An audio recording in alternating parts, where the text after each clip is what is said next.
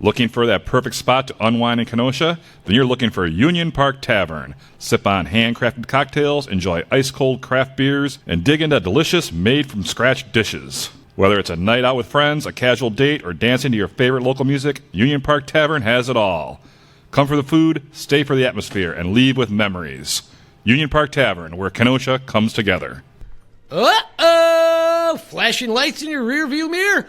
Before you panic, better call the law office.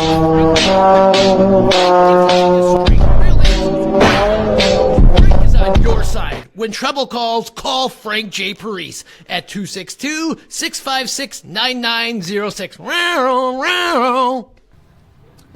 On this episode of the Ktown Connects podcast, we chatted up with one of Kenosha's own. He's making waves in theater, film, music, and bringing big-time productions to Kenosha through KAPA Repertory Theatre. We connect with the talented and very handsome Braxton Molinaro. Cue that music, JTV.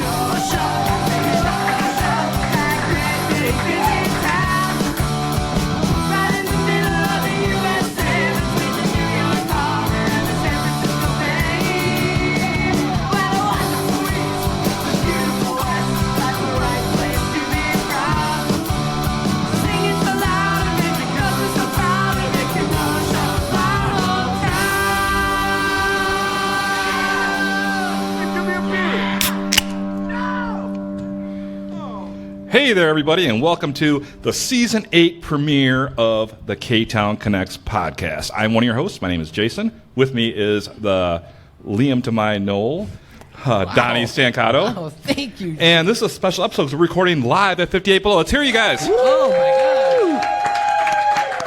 We're here recording live in front of a real audience here. These are actual people. We didn't pay them to be here. They actually came here on their own. But Season 8, we Donnie. made it to Season 8, and we're doing a live show. This is insane. Insane. Wow. But you know what? It's so insane that I need a drink of this beautiful Public Brewing Company beer. Yes, we love Public Brewing Company. We love them. Thank you so much for supplying the drinks for us on the Ktown Connects podcast.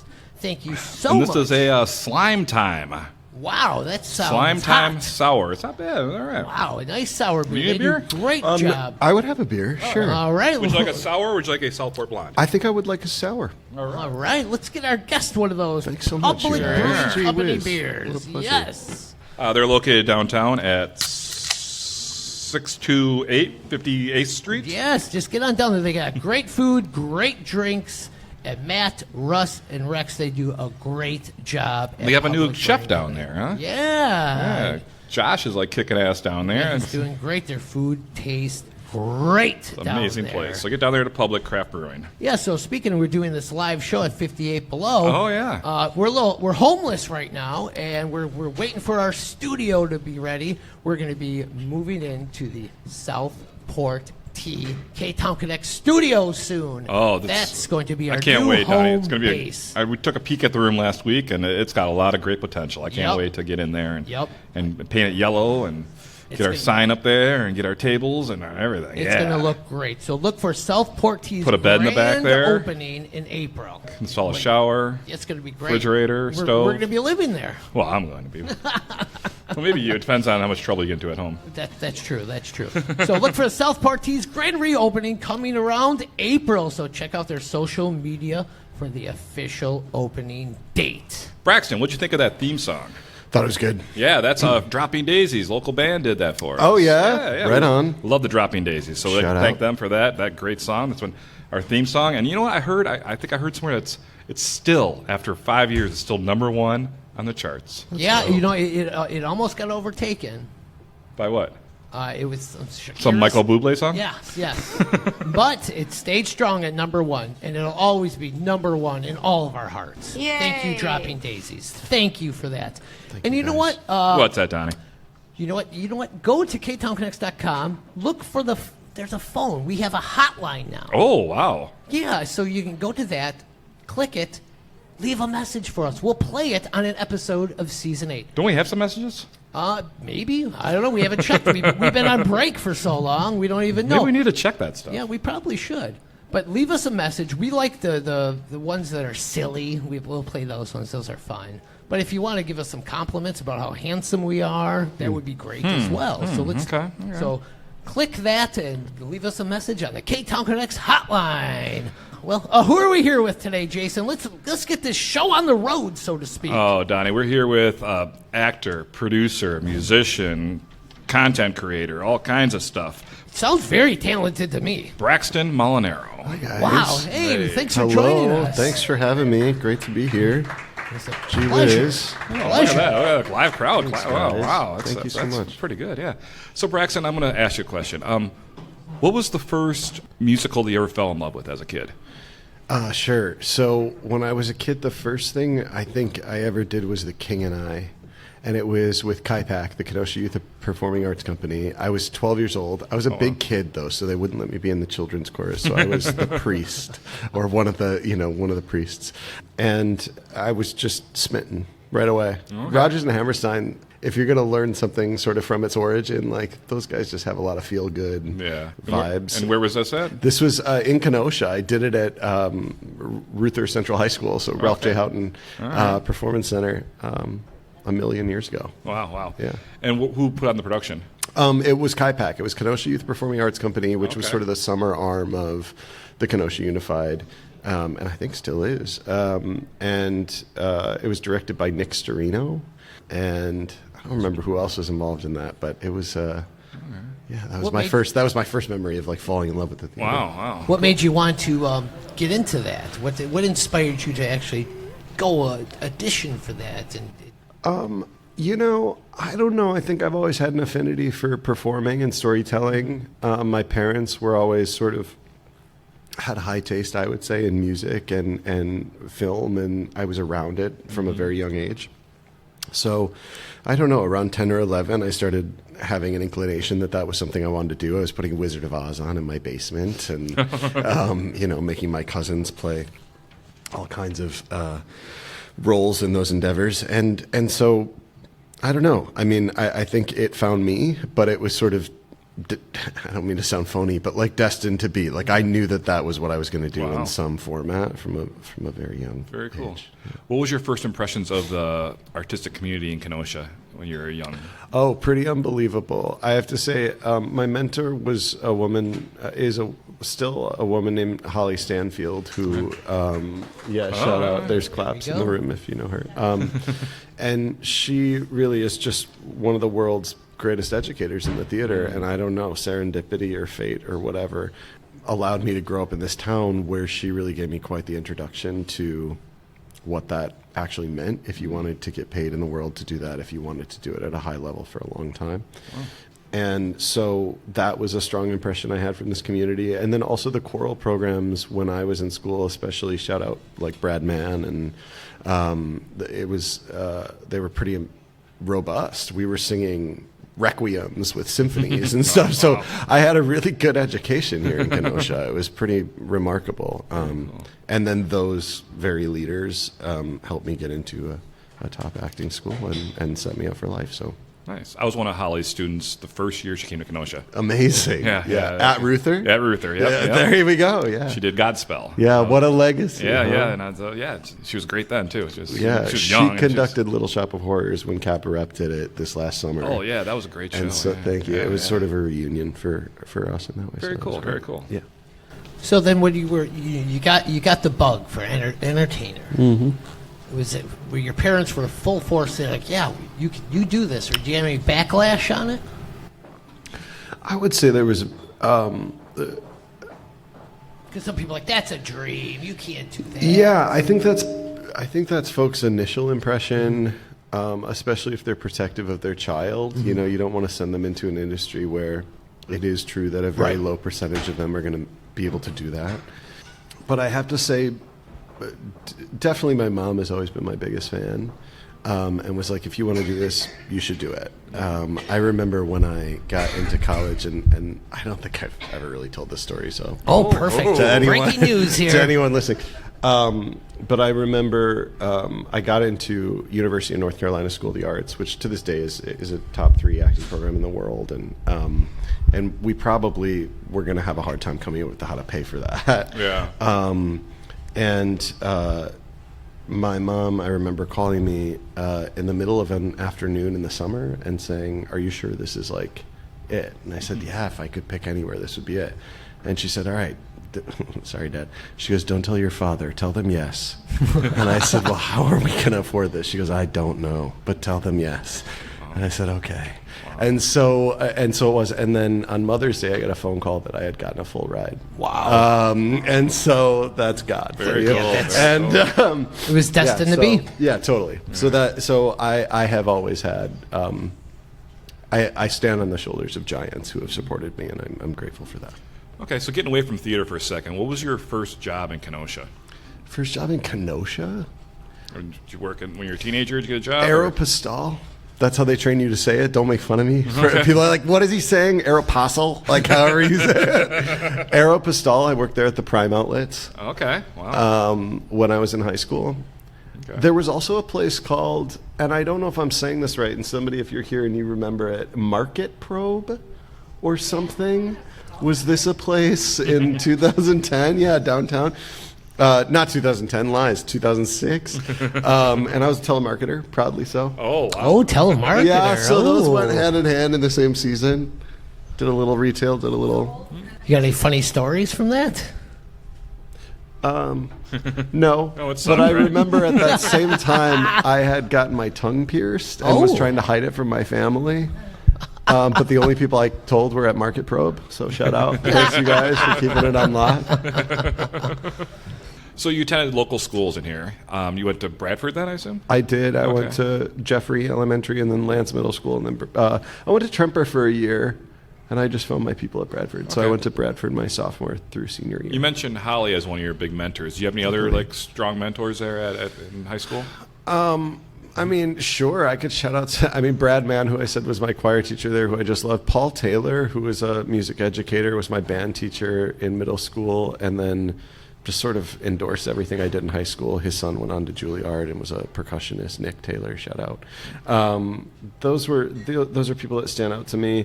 Mr. Motter, who was like my English teacher, who instead of making me do SSR would let me learn the lines for Sweeney Todd. Like that, that was great. Yeah, just Mr. Manji. I mean, my Oh, God, yeah, what yeah, good a old hero. Manji. Yeah. Yeah, he knew everybody's name. That was mind-blowing to me. Yeah. Okay, so you got out of Kenosha. You went to the University of North Carolina.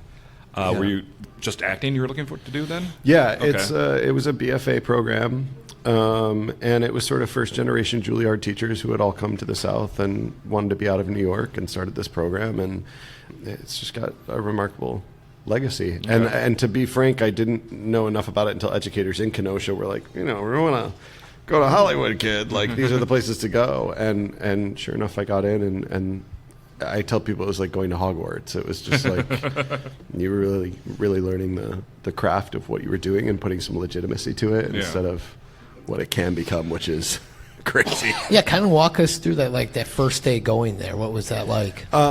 It was wild. I mean, so a ton of people audition every year, and I think they usually put together classes of 24 to 32 people, and you study very intimately 16 hours a day with those people for 4 years. Wow. And then your senior year, you go to showcase in Los Angeles and New York, and you hope an agent or a manager sweeps you up, and you start your career in showbiz. I mean, I think the reason you always want to go to a top 5 program if you can because of the network, Yeah. In the same way, if you went to Yale, you're probably going to have a few more phone calls you could make in your respective field than, So I learned the meaning and the significance of that very quickly when I was there. I didn't take it for granted. I don't know, you guys. I felt like it was 4 years of total magic, and no matter if I'm getting paid to do it or not in real life on some days, I know how to do it. And I think taking the sort of trivial aspects of it away was something I'm forever grateful for. So that was my college experience. So after you graduated, did you go right out to LA then? Or? I went to New York City first. Okay. I lived there for almost 5 years. Wow, okay. I worked in theater as much as I could. A lot of developmental stuff off Broadway. I started writing music a little bit. And then I got agents in Los Angeles, and things were starting to, kind of pop off a little bit. And they said it's time to get out here. And so I was living in Brooklyn at the time, and they're like, you need to be in the rooms, and you need to, you're getting some traction, so come. And I did. I moved my whole life out there, and until Is that when you could feel it, like, oh, I'm going to make it, I'm going to do this? I don't know. I mean, I don't ever, it ebbs and flows, right? Mm-hmm. Like there are periods where you're like, oh, here I go. Right, this is finally my due date, and then it crushes you for 6 months and you gain 20 pounds and you got to get back on the horse. You know what I mean? Like there are those moments, but I loved the atmosphere in general. Because the high's got to be so high and the lows. The highs are so low. high. Yeah, but I have to say I built a good network of people out there. And so when you are going through a low, it's still you got that support there. You're still doing it. You're still living a life that is unlocking the core memories maybe you had hoped to. At least for me, I was. I have to say, two good friends of mine are Topher and Ashley Grace, and Ashley grew up here with me. We went to Bradford together. Okay, yeah. Ashley Hinshaw was her maiden name, and we had all recently gone out to the Hobnob, and I was conveying to them that I just loved spending so much time in Los Angeles because of the energy of everyone being there to do something special. Like not just acting, but like, the best chefs are often in those areas. The best, like whatever, gymnasts, whatever you're doing. Yeah, create like artists and things like that just for creating things. And, yes. And Topher said it in the most profound way. He said, it is the city of finalists. Everybody is sort of bringing that energy to the room, and that's what makes it special. And so I have to say that even on the low days, it was just a pleasure to be around that momentum. Has he got you any gigs? No. Oh, come on! You got to use that friendship for something. No, I mean we're new friends because of Ashley, but I just mean I just thought it was certainly looking at his career and how long he's been doing it and how well he's done it. To hear that, I was like, wow, the city of finalists. Like, that is what it is about, to be in those areas, even on the days that are maybe a little dark. When you see him next, can you ask him if he regrets doing Spider-Man 3? Sure. Yeah, I'll bring that up right away. I thought he was great in it. He's great in everything. Yeah. So, Braxton, what was the first big gig you got right out of college? Well, he's in New York for 5 years, so... Well, I don't know if it was a big gig, but I had auditioned for a different play, and the director had called, and he was like, hey, like, we're not going to give this part to you, but I got another one for you, and there's a bunch of cool actors in it. And it was Stravinsky's A Soldier's Tale, which is like a symphony with a script, and I got to work with Joanna Day, who's like a really prolific like Broadway actress and Tony nominee, and forgive me, you might have won, Joanna, but that was like my first. I was like 22. I had just moved there, and that was a big moment. Oh, and I sang in a concert with George Takei. Really? Cool. Wow. Yeah, it was him and Lea Salonga and like some really prolific people. And I don't know, this new writer had known me just out of drama school and said, "Do you want to come sing in this concert?" So those were the two that come to mind. Wow. Yeah. So the actress Jane Lynch, yeah, she's a friend of mine. Auntie I talked Jane. to her. She said you're a backstabber. Did she? Yeah. No, she's unbelievable. No, because you appeared with her in the short film "The Birds Sing Too Loud." I was watching segments of that, yeah, and I saw like pieces of it, so I wasn't sure what was going on. But you're like in this kitchen, stabbing her and stabbing Kate Mulgrew, and well, what's going on? What is this about? Yeah. So that was a film written by Jack Kenny, who created the show Titus, if you ever watched that. And he also was a director in the Reba McEntire show and Warehouse 13. He was a creator on that show. So he had a long legacy in Hollywood. He was also an amazing actor. And he had written this script called The Birds Sing Too Loud. And it was about this, like Hollywood film director who starts doing commercials and gets like really rich. And he invites sort of as a make good his aunts to Hollywood to experience his lifestyle and treat them right.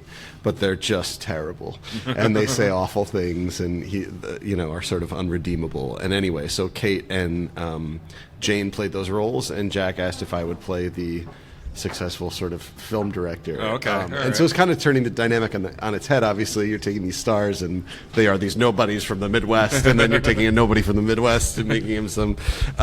So anyway, that was. So you're the director fantasizing about killing these actors, kind of thing. Yeah, well, they say terrible things about sort of my past, and here I am trying to show them a great time, and it gets dark and twisted. Is that available to watch anywhere? Because I was looking for it. Yeah, Will Ferrell put it on Funny or Die. His team put it on Funny or Die for a long time, so it might still be there. But if it's not, you can search it on YouTube. And I found a bunch of stupid birds. Yeah. Yeah. And I don't not like birds. So no, yeah. You don't get any royalties? We can watch it. What's going on? I got paid for that job. Okay, perfect. But it's a short film, so it's a modest payday. You do it to work with people like that. And just build up the absolutely, yeah, the portfolio. All right, let's talk about this album that you put out. Sure. Guns, the album. Yeah. What is this all about? Yeah, so in 2017, I put out an album called Guns, the album, and I wrote it with a guy from NYU. His name is Jonathan Sokolow, and he was a protege of Liz Swados, who did a lot of prolific work on Broadway in her time, rest in peace. But anyway, we wrote these songs about gun violence in America from all different perspectives, all sides of the aisle, all different sort of facets of what that conversation is. And then we met somebody at Hans Zimmer's Bleeding Fingers Studios in LA when we were living there, and he was like, hey, I could make this really cool. I could sort of spin an orchestra around it. And anyway, it began a 3-year project. We put it out. We were featured in Time and People and Billboard and Breitbart, and the world sort of went crazy about it for a week, and it continues to sort of pop up all over the world. So it's been, it was a fascinating project, and it was the first song of that album, which has been heard millions and millions of times, is the first song I ever wrote. Was that it was the Columbine song? No, it's called 300 Million. 300 Million, yeah. And it's just found its way overseas, and so it's always sort of resurfacing. And yeah, so shout out to Jonathan Sokolow. I was listening to the album this morning, and it has a lot of mixtures of modern hip hop. It also has this Broadway feel to it. Yeah. Was that something you kind of thinking of making this a show eventually? Because it kind of has that kind of feel. I think that we would be open to that. We always talked about doing a concert at Carnegie Hall so that it wasn't prone to a book or a story that tied it, because I think it exists in so many universes with so many different characters. But whatever could come of it, we would be interested in that. It is remarkable to me how relevant it still obviously is. Oh, yeah. Unfortunately, right? Unfortunately. But we knew that when we made it, and we wanted people to have a tool to talk about these topics safely. And, I don't know, maybe I got away from your question, whatever it was. But that was the feeling behind it. Yeah. Were you surprised by the success of it? Or when you were making it, we were like, oh, shit, this is it. I think that we all knew in the room that we were doing something special. We had brought a lot of people from Kenosha that I knew were super talented and had gone out to arts programs. Right, I wanted to ask you about that, too. Yeah, as well as a bunch of stars that John and I knew from the biz, the biz. But we got a lot of great people on it. And no, I think that we never expected big numbers, and that was never our goal. It was to do something significant that sort of cracked a little bit of a wall, if you will. I don't know. But it did definitely become something that is broadly known, and it's cool to see. And I continue you should be to very root for proud change. of it. I mean, Thank you. So how much royalties you make? You make money from No, that, don't you? I know, and we didn't set it up that way. You blew it. No, we didn't set it up that way. But if you'd like to listen to my solo album, Wait For You, I get paid every stream. There we go. But yeah. So how did you bring in the Kenosha talent for this? It was just people I went to high school with, or people that inspired me when I was growing up. Obviously, having such a good theater program as I was growing up in the high schools, I would watch people that, did it well or went on to do it, or not should have gone on to do it, but could have gone on to do it, and so sort of enlisted those folks as well. And then we paired them with people like, Grammy Award nominee Michael Kilgore, Terrence Mann, who was the original Javert, and that was the lure. Was like, hi, crazy idea. You want to come to Hollywood? We don't have a ton of money, but if you get out here, you get to sing with so and so. That's perfect. Well, I'll be right there. Yeah, and thank God for them, because that sort of lifted up the whole thing. Oh, I love it. Yeah. So it says here in your resume that you worked with Al Pacino? One day. One day. Well, one day's more than anybody else in the room has. What was That that was like? really cool, you guys. So, okay, I'll tell you the story about it because I'll never forget it. And I'll try and keep it, cut me off. But, so my agent called and said, hey, they're doing a reading at ICM, which was it was a big agency at the time in LA. And they said, they're going to record it for Al Pacino. There's a good part for you. So you're just going to go in, sit at a table, and read it. I was like, oh my God, so cool. So I get there, and there's a million familiar faces that I knew in the room, but some of them I could name, some of them I couldn't, but I knew it was an important day, and I knew I had to do a good job, and I had prepared. I had printed out, it was about Modigliani, the artist, and I was going in to play Chaim Soutine, who is a protege of his. Anyway, I had marked up the script and made it all beautiful. I was ready to go. And we're waiting to begin, and the casting director stood up in the conference room and said, you guys were just waiting on Al. As soon as he gets here, we'll start. And I looked at the guy next to me, and I was like, he's coming? And he said, yeah, he's coming. He always comes. I was like, no way. Boy. And on that cue, I remember ding, you could hear the elevator, and we were in this glass conference room, so you could see the elevators. And he gets off with his two guys behind him. He's this, short man, his hair back in a ponytail, and he walks in, and he goes, all right, anybody have any questions? All of us are like, no, let's do it. And we read this movie for him so he could hear it all at microphones just like this to record it. And at the end of the reading, God love him, he shook every one of our hands on the way out. Nice. And I remember he looked at me, he goes, that was a read?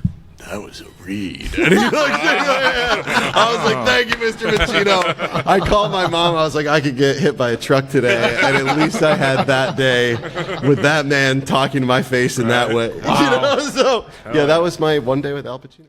At Casey Family Options Funerals and Cremations, they understand that saying goodbye is never easy. That's why they provide compassionate guidance and personalized care for every family, helping you honor your loved ones in a meaningful way. From traditional services to cremation options, they handle the details, so you can focus on what really matters, remembering and celebrating their life. Casey Family Options, caring for families with dignity, respect, and compassion. Want a burger that you need two hands to eat? Then get on down to Ron's Place for their legendary 5x5 burger.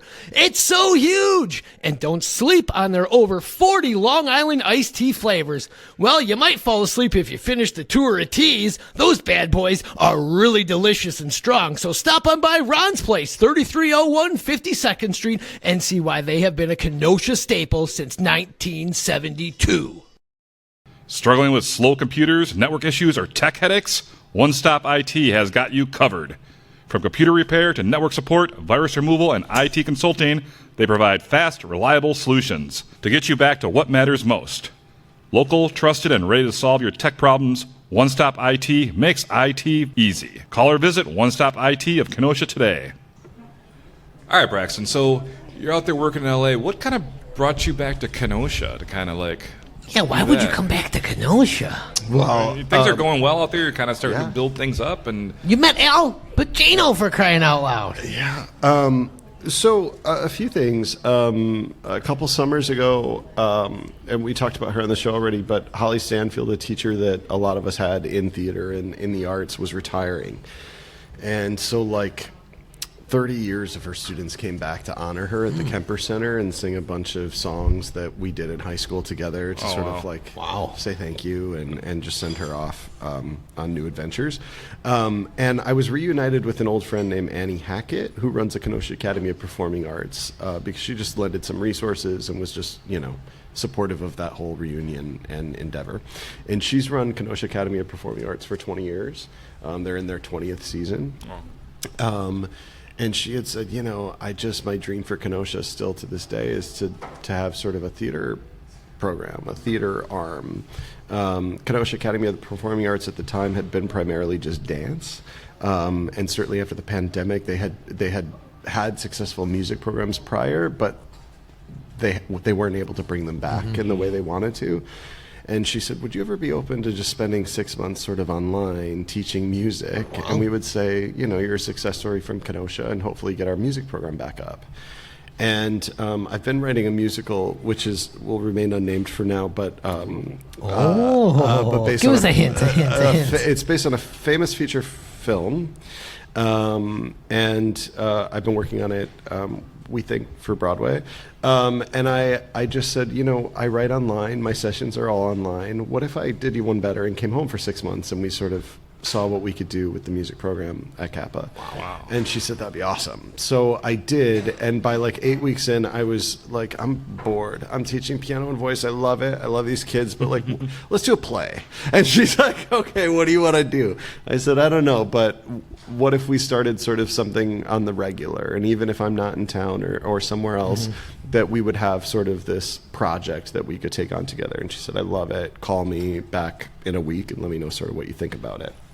And I started driving around Kenosha and thinking about what could be sort of a new spin of a theater company that the region hasn't seen, maybe even the nation hasn't seen, that would keep me coming home without making me feel like perhaps I'm taking myself out of a marketplace or something. Okay. Yeah.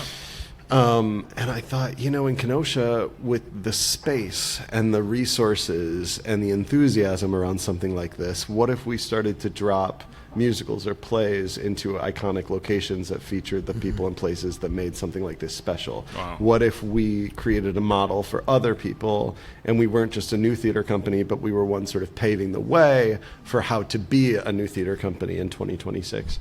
And Annie, who I just have to say has just been a remarkable collaborator and partner in this, was like, let's do it. What do we do? And I said, well, let's do a soft launch. Let's start in a theater. Let's do something, for the kids that exist at KAPA, and that feels like, this is for all of us. And so we did Stuart Little. And we thought it was like a movie title that people would get excited about, but it's a great American play. And so we did that. And it was a nice sort of just get on our feet, establish like who's enthusiastic about the theater, who's going to help us, like what kind of designers do we need, what kind of venues are available. Yeah. And then it's easy to sell tickets, family friendly. It is. Build the brand that way. Exactly right. A soft launch, if you will. And then we said, in a couple of months later, let's do something And then you said, insane. fuck it, let's go let's fucking crazy. Yep. Paramount this motherfucker. So we shut down 4 city streets. Shout out Mayor Bagdala and Chris Coachman and all the people who helped us make it happen. I can't believe you did this. It was so cool, and we did Little Shop of Horrors inside of Equinox Botanical Boutique. Shout out Maria and her whole team who allowed us to sort of take over her shop for that duration. But the whole story spilled out onto the streets, and we found ourselves, international theater news for what we were doing. And that was fantastic. I was at the show, and it was awesome. So for people who weren't at the show, you're working in the shop and outside. Where you have a camera crew in there? Yeah, so everything, if you know the story of Little Shop of Horrors, if you've seen the movie or whatever, it takes place both on the street outside of this plant shop and inside of the plant shop. So we put together a camera team, and every part of the narrative that happened, on an interior was shot in real time and projected on a screen in the middle of the street. And the band was above Equinox in the massage parlor playing. Yeah. Oh, wow. And that was all juiced to the street. And then anything that happened on the street happened on the street. And then we had audience in the plant shop and then also on bleachers in the middle of 6th. How did that work technically? Did everything kind of come out okay? 'Cause that's a lot there were obstacles. I mean, our sound designers it was fascinating. They had a mix for when actors came outside and a mix for when they were inside of the shop. So they were, I have to hand it to them, Tim Verink and Dewey Casco and Ryan and all those guys. I mean, they really they had such a tall order in terms of lighting something inside and outside, and for it to hold hands so that this rock show can transpire in real time. And we did it. We stopped for like 4 minutes on opening night. And we were prepared to stop. We had a nice announcement that came out and said, ladies and gentlemen, we are outside, which means sometimes things change that we cannot control. We are going to reset, and we will start the show in just a moment. And I think people felt like, oh, my God. But that's what you would do on a film set. You would go, cut, let's reset. You know what I mean? So, It was cool to give that experience to the community, and we look forward to doing it over and over again. So I got to ask you about that show. So like you did Stuart Little, and then all of a sudden you're like, you know what? We're gonna go crazy. Yeah, but so how did this idea get pitched? And like, I just brought it to went Annie. Crazy. Yeah, so I said to Annie, I was like, I think so. I was working in Hollywood. I taught at Theater of Arts for 6 years, which was Marilyn Monroe went there, and Clint Eastwood. It's got a long. Wait, you knew Marilyn Monroe? I never knew her. I was long after her time.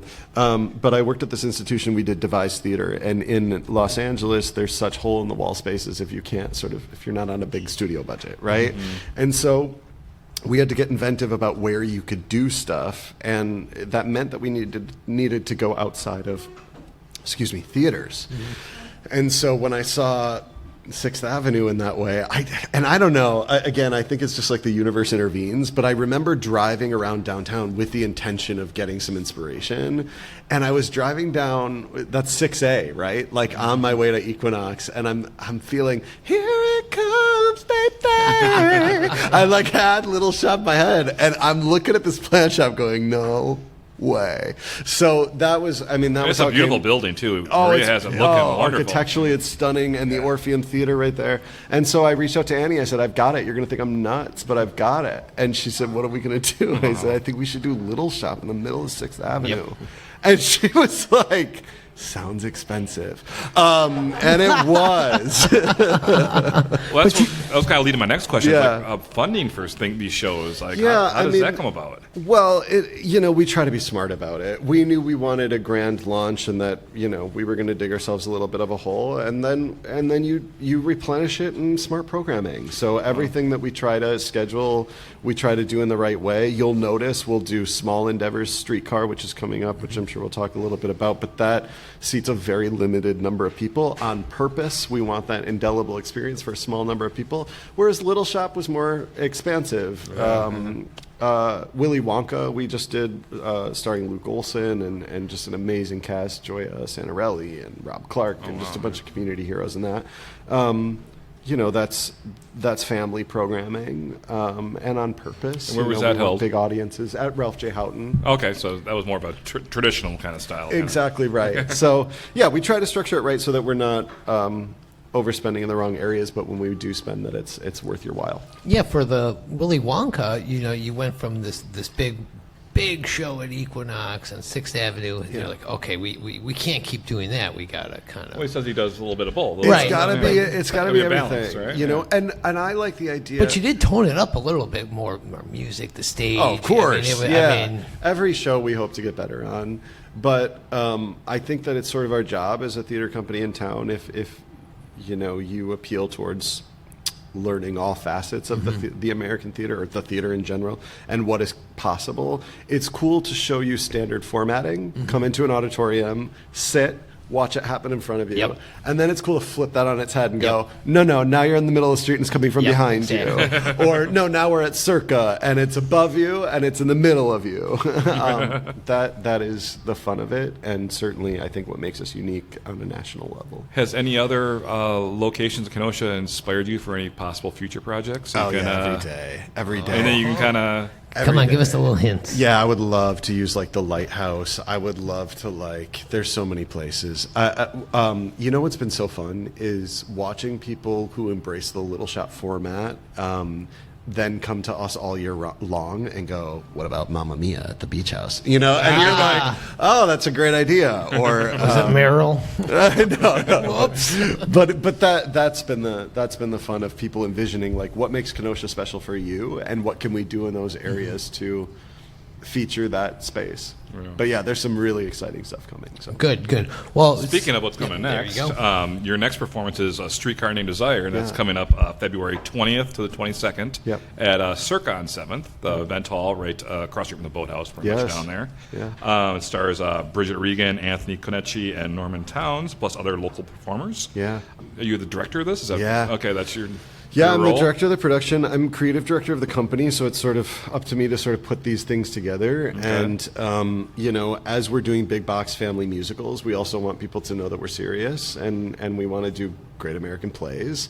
And I think there's a little bit of a stigma, too, like, well, if there's not songs, I don't want to go see it. It's like, well, let us show you how to do it the right way. So Streetcar was a great opportunity to do that. Anthony and I have been friends for a long time, and Bridget and I both went to North Carolina School of the Arts, but knew each other just sort of through those networks. And I just saw a great opportunity for this cast to manifest, and I thought, let's do Streetcar. So we've got 6 people. Are some of these people like not from Kenosha? Oh, very much, yeah. Okay. So Bridget lives in Los Angeles. She's one of the stars of The Rookie on ABC. Oh, wow. Yeah, you have a star-studded cast. It really is. Anthony Konechny was in, a lot of your favorite movies, 50 Shades of I said that Grey, right, huh? X-Men, yeah, and How did you pull this cast in? I mean, I feel grateful to say they're my friends and collaborators over the last 18 years, Wow. and I'm always looking for things that are good for my tribe. I heard this phrase early on in my career, which was circles rise together.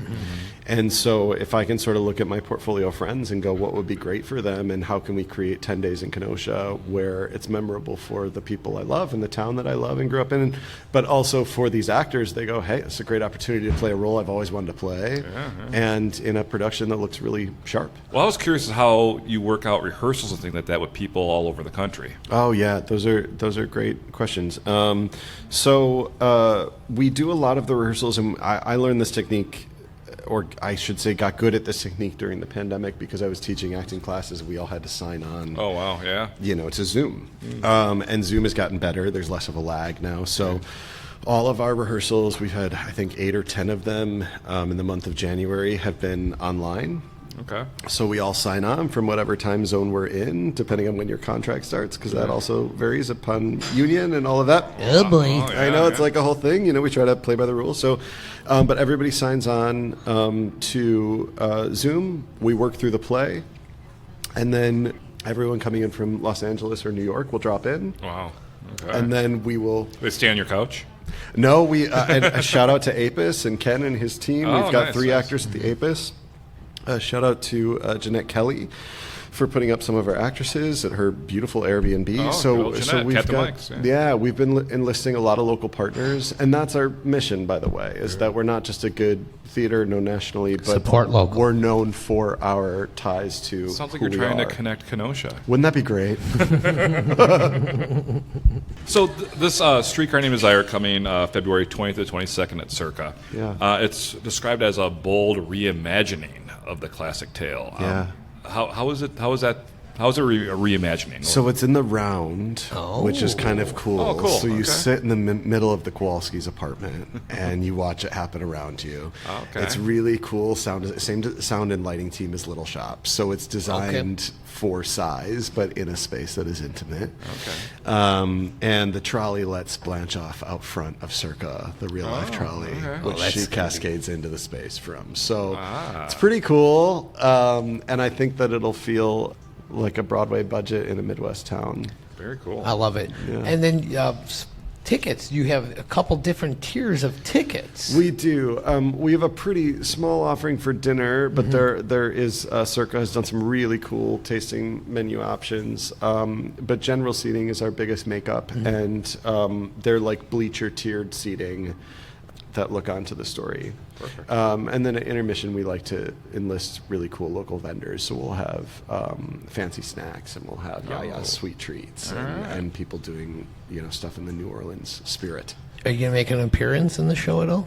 You'll have to see. Well, I am going to buy my ticket. You'll real have to soon, see it. God, so- I would love to have you there. Let's go check it out. I was thinking about getting the dinner tickets. So, Yeah. I was thinking Well, if you're about looking it. for a good time. No, it's a classy night, and also I have to say these actors are just world class. And to Well, watch, if you're there, so of course thank it you, is. God bless you. But it's cool to see it up close. Even when you go see like a Broadway play, you've got that distance between you. But this is you're breathing the same air, and I think that's cool. All right, so I got to ask you, what is next? Once you get this one done, what's next? What's next for you? You got any films coming out? Yeah, I do. I just did a feature film called Out of the Woods. Oh. And that'll be on streaming at some point this year. It's me and Frances Fisher, who you would know from like Titanic or Unbreakable, and Bruce Davison and Mimi Kennedy and Stephanie Estes. It's a great cast. It's about a woman named Diana who is diagnosed with early onset dementia, or Max, who is it's Max and Diana is who the story focuses around. But Max is diagnosed with early onset dementia and is reunited with an ex-lover who is a woman and has to decide if she's going to spend the last year of her memory with her or her husband of the last 30 plus years. Oh, wow. Wow. It's juicy. I play her doctor, so Wow. look for that. Oh, you play a doctor, Yeah, huh? Dr. Biamonte. Wow. Dr. Tony. Wow. Dang, I like that. So that'll be on. Yeah. What's the smallest royalty check you've ever gotten? Oh, laughable. I did a MasterCard commercial once, and as she was fizzling out, I got a check for $1.07. Wow. You should have just had that I framed. know, and it played during the Super Bowl. So it was like, jump right on, you guys. So, yeah. All right, right. one more question before our break. Sure. Everyone asked me when I said we have Braxton Molinaro coming on the show, they asked me, is he related to Al Molinaro? Yeah, I am. You are? Yeah, Wow. I truly am. Oh. So my grandfather, Molinaro, it was a married name. My father lost his father at a young age, and his mother got remarried to a Molinaro. Oh, okay. Charlie, who is an immigrant who had a deli here. And his cousin was Al Molinaro. Great. Wow. Yeah. You know, he's going to have a statue right outside of the port. Is this that spring. true? Yes, it's coming this spring outside Well, of I'm the port. surprised I didn't get any kind of trifold letter on that because It's in the mail. okay, because if you guys could just let them know. It's coming. It's coming. Yeah, no, what an icon. So. It's being built. All right. Soon there'll be a bronze statue of you. Oh yeah. It's coming. Put It's that coming. right next to Al. All right. Yep. Moving doesn't have to be stressful. At About Time Moving Systems of Kenosha, they make every move smooth, safe, and on schedule. Whether you're relocating across town or across the country, their experienced team handles your belongings with care, so you can focus on starting your new chapter. Reliable, professional, and there for you, that's the About Time Moving Systems promise. Call them today and make your move the easy move. Co-parenting isn't always easy, but we promise it's entertaining. Tune in to the Co-Parenting Chronicles podcast, where blended families, bonus parents, and real-life chaos somehow make perfect sense. New episodes every week. Looking for cold drinks and a place to unwind in Kenosha? Come to Gerber's Pub, 2405 63rd Street. Open 7 days a week. Gerber's is the place to find friendly people on both sides of the bar. Like them on Facebook and find out about their next meat raffle. That's Gerber's Pub, good times every time. All right, and what time is it now, Donnie? Ding, ding, ding. It's time for our Kenosha Connects. And that's right, and Kenosha Connects is brought to you by Shannon Franklin Real Estate. Buying or selling in Kenosha, Shannon Franklin Real Estate isn't here for the runaround. She knows the blocks, she knows the market swings, and how to close the deal. No fluff, no fake hype, just real deals and real hustle. Kenosha moves with Shannon Franklin, so connect with her today. Give her a call or just do a Google search and you'll find her. Shannon Franklin. Thank you, Shannon, for that great sponsorship. So you ready for some Kenosha Connects, Braxton? Yes. All right, what was the last great meal you had here in Kenosha? I had meatloaf at Why Not. It was delicious. Yes, they're known for their meatloaf. It was fantastic. Who is your favorite local band or musician, either today or all time? My friend Danny Strash used to have a band called Sucker Punch, and I loved them. I also like the Walters a lot, I gotta say. the Walters. I believe that's Luke Olson. It is Luke. He's coming up on one of our shows. Coming Yeah, up. origin story. It used to be my friend MJ Terbasi too, so I love them. I love all those guys. Great. Charlie and Walter. All right, Braxton, have you ever pissed in the Kenosha Piss Tunnel? No, I have not had the pleasure of doing Not that. yet. Maybe after the show. We'll take a ride over. Yeah. Maybe that's where you do the next show at the Kenosha Piss I Tunnel. don't really have to go. I went on the break. Braxton, in which Kenosha bar do you think you spent the most money at? Sassy B, no question. Wow, well, they're expensive, so. No question. No comment on that. But yeah, no question. That is definitely where I've spent the most money. All right, if you could give one shout out to a local business, which business would you give that shout out to? Solis & Co.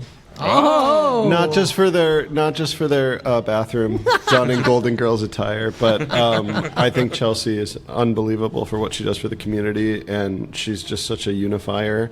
And you know. Are you saying that because he's sitting over there? No, well, in part only because I'm. She's paying you, right? How can you not be reminded of it as she sits there? Yeah, no, but she's as beautiful inside as she is outside, and she's been a great collaborator throughout the year and does a lot for Kenosha, and I think it's really important. And she does some of the hair and makeup as well for some of these shows. Yeah, correct? she's so good at it. Yeah, she was our lead stylist on Little Shop of Horrors with one of their. Person, Margot Lang, who I also love, and she also did Wonka, and she will be doing Streetcar with all these wonderful stars. Wonderful. What is one thing you wish you can change about Kenosha? Well, you've been all over the country, so you come back, and what needs to be changed here in town? I wish the restaurants would turn the lights down and the music up. I feel like every time I go out, it's too bright, and I can't say the word fuck freely because somebody can hear me at the next table. So I would like, just in general, from somebody who respects high hospitality, like turn your lights down 30% plus. I'm happy to come in and sort of let you know, and turn the music up. People would like to have some privacy.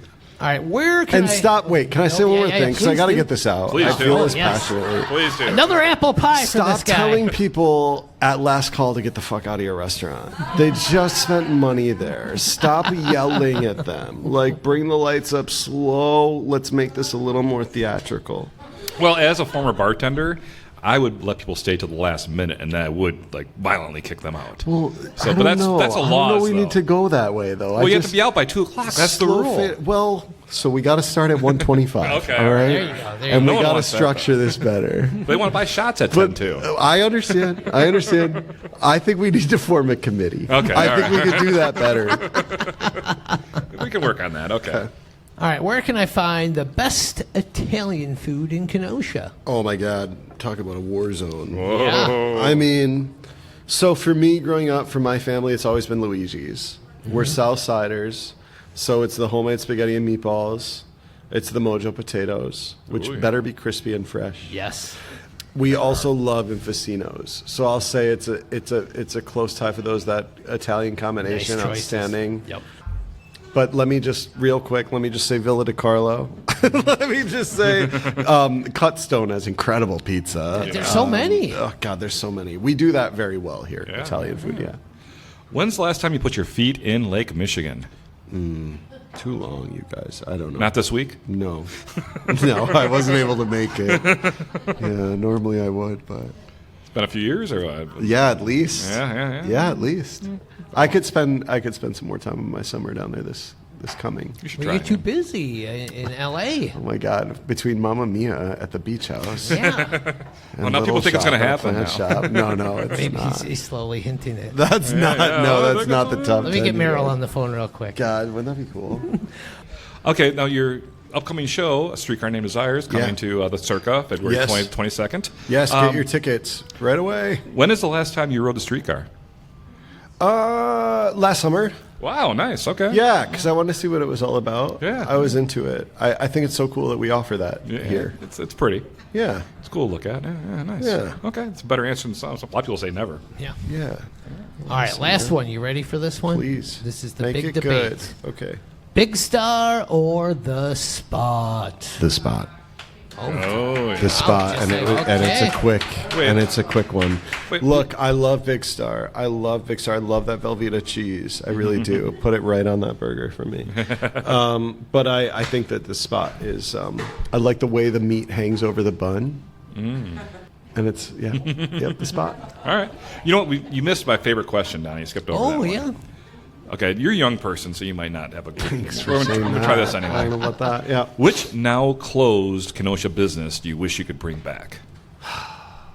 Tough one. There's a thinker. That's a good one, though. What a great question. You're going to come up with a great answer tonight when you're at home. You're like, oh, I should have said that. Well, so I had one that I was like, oh, right away. That was like something that came up, which was Morrison's children's clothing, which used to be downtown like a million years ago, like Okay. 30 plus. But Wow. it was like a children's clothing store.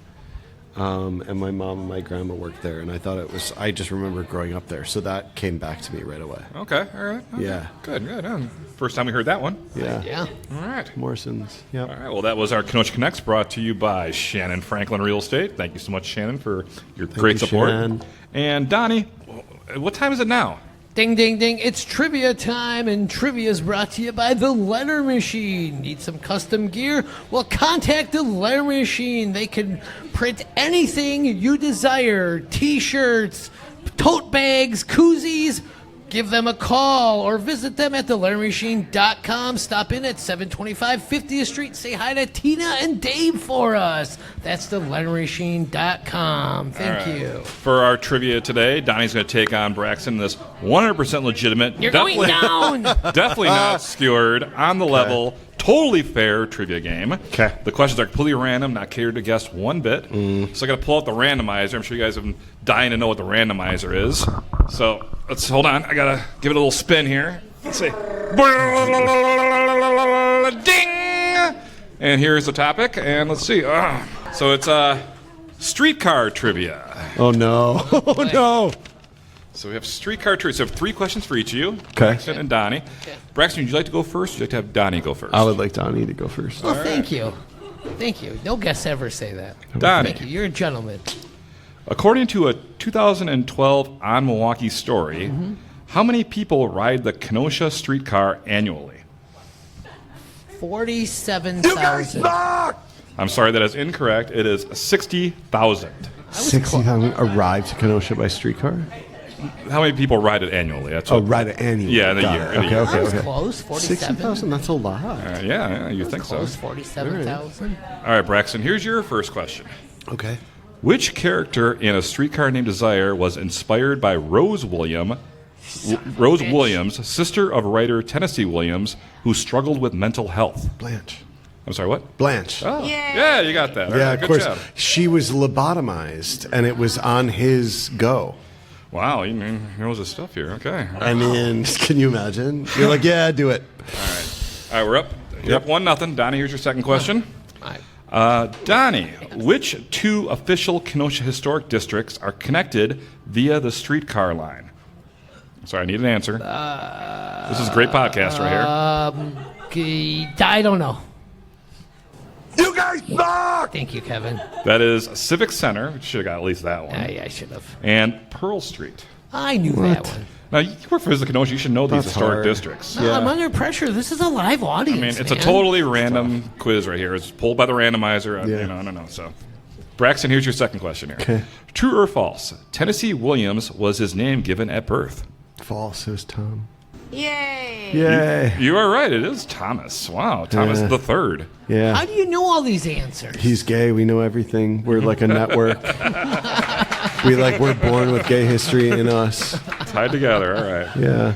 Donnie, you gotta get one here. Maybe I will.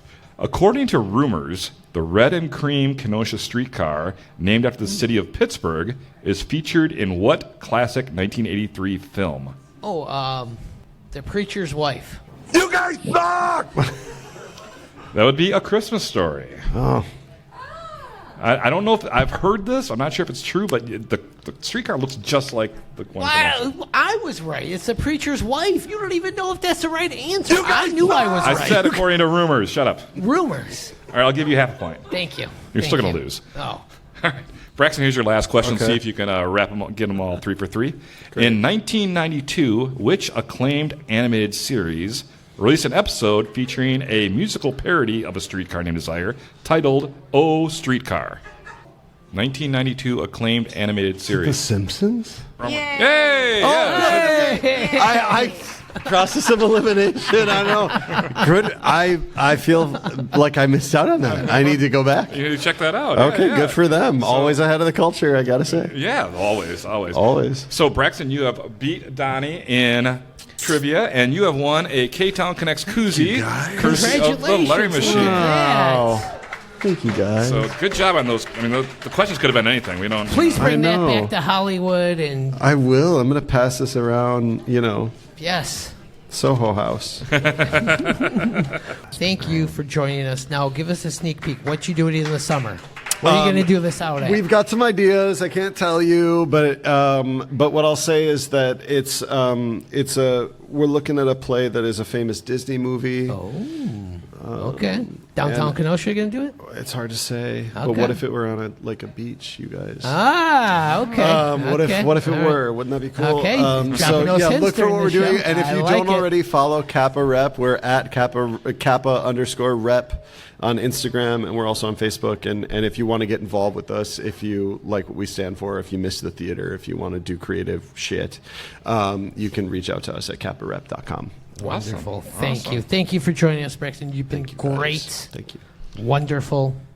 So, and don't forget to follow the Ktown Connects podcast on all those social media outlets: Facebook, Instagram, YouTube, TikTok. Give us a thumbs up, 5-star, whatever you got to do. Come on, give us a review. All right. Help us spread the word about the only podcast that matters about Kenosha by Kenosha. Yes.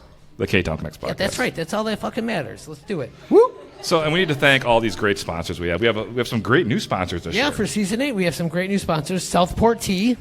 The aforementioned Shannon Franklin of Remax Elite. The law office of Frank J. Parise. Casey Family Options. Union Park Tavern. Ron's Place. Aaron Hunzinger of A.H. did it. He's right there, that son of a gun. About Time Moving Systems. The Lettering Machine. One Stop IT. New guy, right?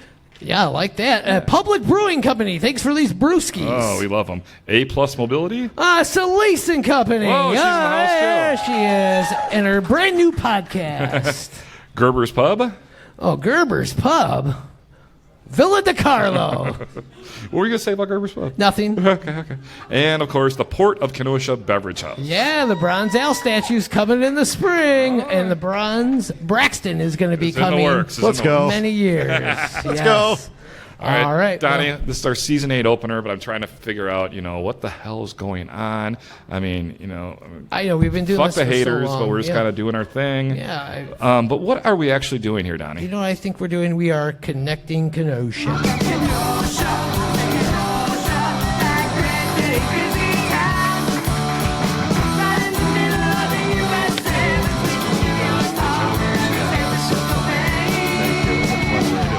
I love what you're doing. Oh, yeah.